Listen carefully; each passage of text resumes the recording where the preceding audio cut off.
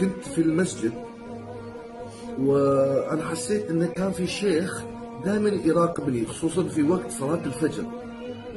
فكان يبغى يكلمني، فجاني وقال لي السلام عليكم. وتكلمت أنا بالفصحى، قلت عليكم السلام. قال ما اسمك؟ قلت له أنا اسمي أحمد. وقال لي من وين أنت؟ قلت له أنا من الصين الشعبية. فقال لي ما شاء الله ما شاء الله، دائما أراك في المسجد. قلت اللهم لك الحمد. فبعدين قال لي أنت شو مذهبك؟ فقلت خلني أسايسه وأجره في الكلام. قلت له مذهب؟ أنا ليس لدي مذهب. فقال كيف؟ لازم يكون عندك مذهب. قلت له يا حضرة الشيخ، حسب علمي نحن كمسلمين مؤمنين نتبع سنة الله ورسوله. فماذا كان مذهب الرسول عليه الصلاة والسلام؟ قال استغفر الله، الرسول ما عنده مذهب.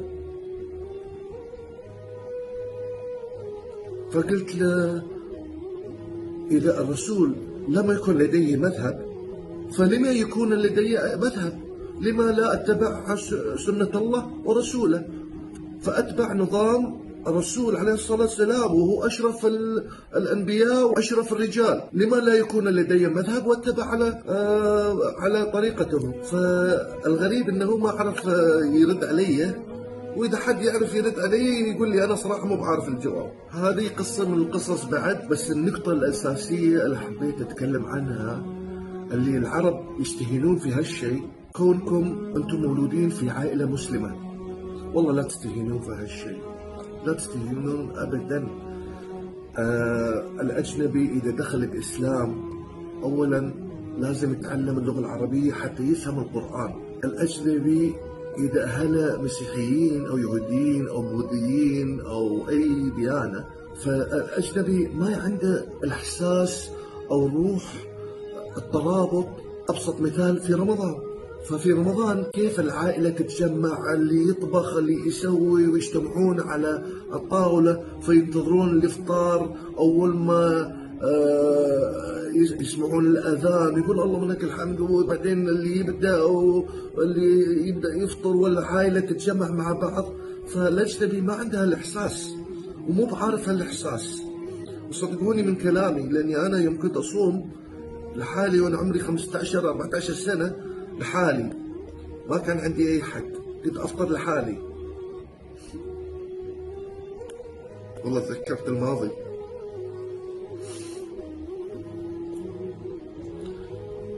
والشيء الثاني، لا تستهينون في إنكم مولودين في عائلة مسلمة. كل واحد يقدر يقول إن أهل مسلمين إن شاء الله بإذن الله يدخلون الجنة، بس ما بالك الأجنبي اللي أمه أو أبوه قد يكونوا بوذيين أو نصرانيين أو يهوديين أو أي شيء. والله ما هو صعب. فأنا مثلا أمي نصرانية، أحبها من كل قلبي، من أطيب الناس، بتضحي حتى بقلبها لعيالها، بس للأسف إنها نصرانية. فما أنسى بعد الرسول عليه الصلاة والسلام عمه عبد المطلب ما أسلم، فدائما أتذكر هالشيء. فقلت يمكن هذه عبرة لي، إني ما قدرت إلى الآن إني أقنع والدتي تدخل الإسلام. بس أنا أعرف شيء واحد، إذا دخلت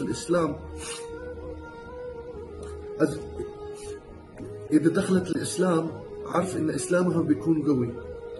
ادعوا لي الله يخليكم يا ربي، ادعوا لي إن تدخل الإسلام.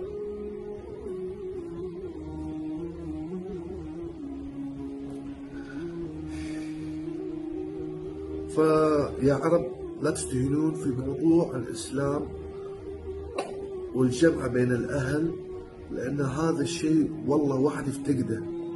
والحمد لله أنا كونت عائلة مسلمة، عيالي ما شاء الله عليهم. ولدي اللي عمره 10 سنوات حافظ قرآن، والحمد لله الله رزقني بزوجة صالحة ما تخليهم يعني مركزة على الدين جدا جدا جدا. جدا جدا.